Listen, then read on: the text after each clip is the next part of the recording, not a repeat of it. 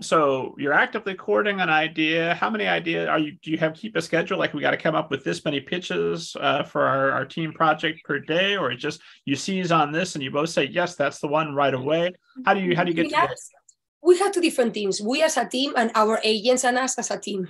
So for us, first, we talk many ideas. Yeah, why not? And then sometimes the idea comes, and when the idea comes, it's like, no, this is the one. Like last week one just popped and it was like, that's it. And we both just go, that's it. That's an idea. We got to write about that. And then we go to our agents. We normally offer them 3 ideas, but we want to do one of them. We have really clear which one we want to do. So then we just hope that is the same one. And if it's the same one, we have really clear is the correct one, because if our agents want it and we want it, it means that probably is the correct one.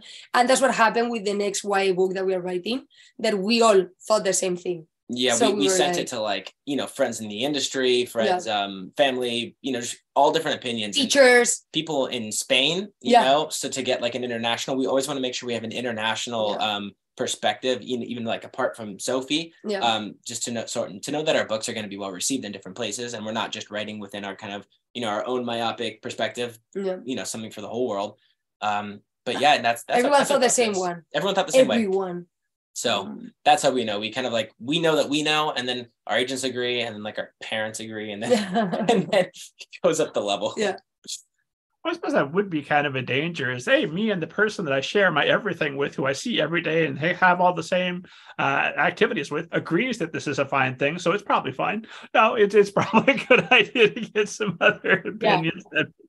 Yeah. I mean, it's true that when we both agree on something, we feel like we're able to we're really different. We're really different, right? So our Venn diagram creatively gets really little. And then, but that means we know that we're at least more efficient. If she likes something, I like it, then it must be something decent or halfway decent, because it got past her and me in our small, kind of, way to get through it. So yeah, it's interesting. It's interesting, but it always comes out better that way. And we're happy for it. So when you start with the idea, is it just conversations back and forth, or do you sit down and write an official proposal and go back and forth that way? When do you go from, hey, that would be cool, to this is our official plan, let's get started? I would say first conversation, a lot of conversation, normally car conversation, where we are driving somewhere, or traffic. Traffic is great to start to talk about ideas. Yeah. And then when we're really like, like this is one of that ones that could be the one, then we sit together and we write what we talk in the traffic. And then we try to fill the gaps of the things we didn't talk, right? Because maybe you talk about a character and about a plot twist at the end, but there's so many things when you do a proposal. So then we sit, and maybe it can take us, I would say, 3, 4, 5 days to really make a proposal, develop the characters, the plot, where we want to take it, etc. And then if we decide that's the one we want to propose, then we send 3 like that, or 4 to our friends, family, and everyone. Then they choose. And then we go with that. And then we develop probably the first 6 chapters to see the shape that is getting. And if we like it, that's officially the idea.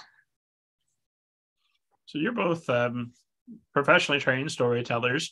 How much you have to have more than just a great playlist? Is that an idea? You've got to have a protagonist. You've got to have the forces of antagonism. How developed does this idea need to be before you have something? What are the absolute things that have to be included?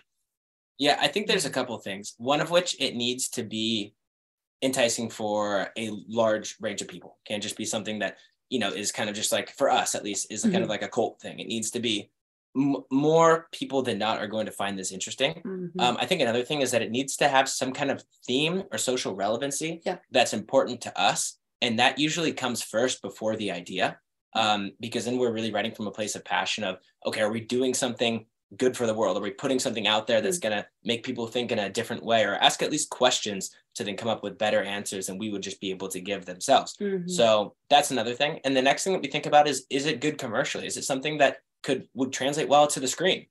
Because that's another priority of ours. So, and then I would say something has to be personal. For me to be comfortable writing with personal, I don't mean it needed to happen to me, but I hear this thing from my friend, you know what, my mom told me that happened to her when she was 20-year-old, or something that connects, because then it's easier, at least for me, to understand the characters and the plot.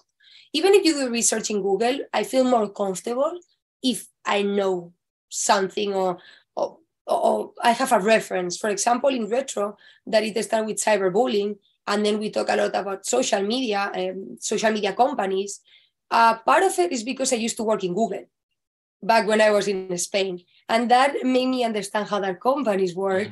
So from there, we started to pull out information, and was like, okay. And then both of our mothers are teachers, so we have here, unfortunately, a lot of cyberbullying cases. Like, we talk with our moms, and that's something that happened, and how everything developed in the high school, and the teachers, how it felt the kids. So it's like you mix that plus that, and then you start to have Retro.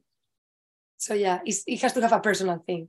Yeah, there's just a whole bunch of kind of elements that have to come together for us to pick the right idea. And things like a strong protagonist and really close friends, and starting with characters first, a little bit more so than plot. There's certain disciplines that we have, but those are kind of muscles that have been built up over a long time of writing. So a lot of those things will come second nature of, how to build it per se. But definitely getting those columns in of what's going to make it the right idea. That's something we have to talk about all the time and get perfectly.